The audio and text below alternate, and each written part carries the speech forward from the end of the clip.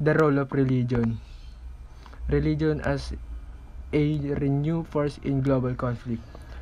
Religion has once again become a key influence in shaping global conflicts. Modern warfare are now extend beyond political or economic motivation to include ideological struggles rooted in faith. Religion provides moral justification for action and strengthens group identity. These conflicts often frame issues as battle between good and evil.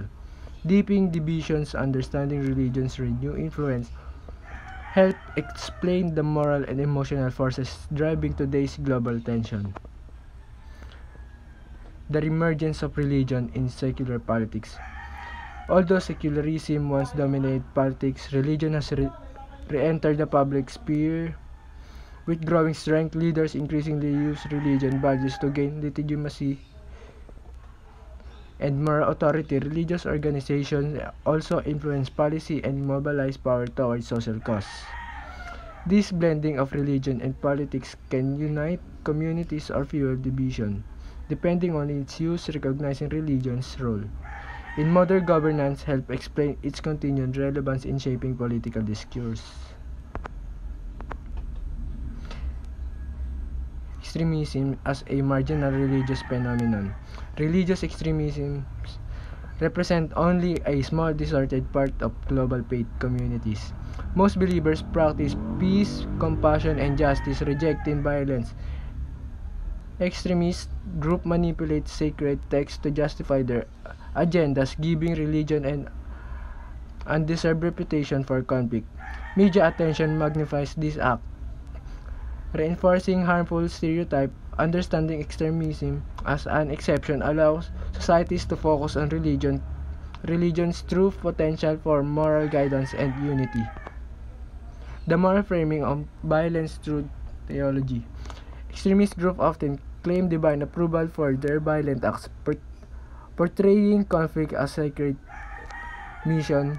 They reframing political or territorial dispute into moral battles between good and evil.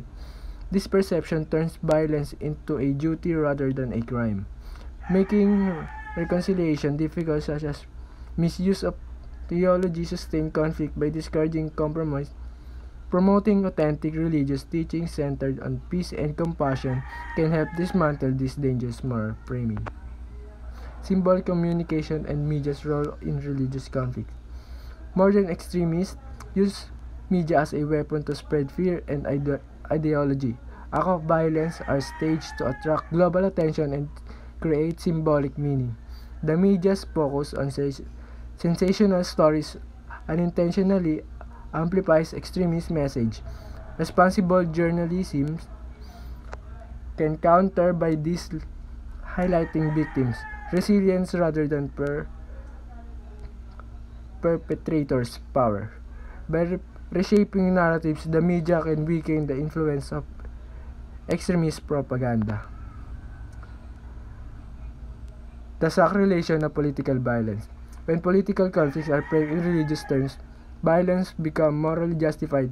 Leaders and movements claim divine authority, transforming worldly dispute into holy missions. This sacralization gives violence a sense of righteousness and discourages dialogue. As both sides see themselves as protectors of truth, compromise feels like betrayal. Promoting shared human values over sacred divisions is essential to breaking this destructive cycle. Integrating religious and secular framework for global peace. Lasting peace requires cooperation between religious and secular perspective.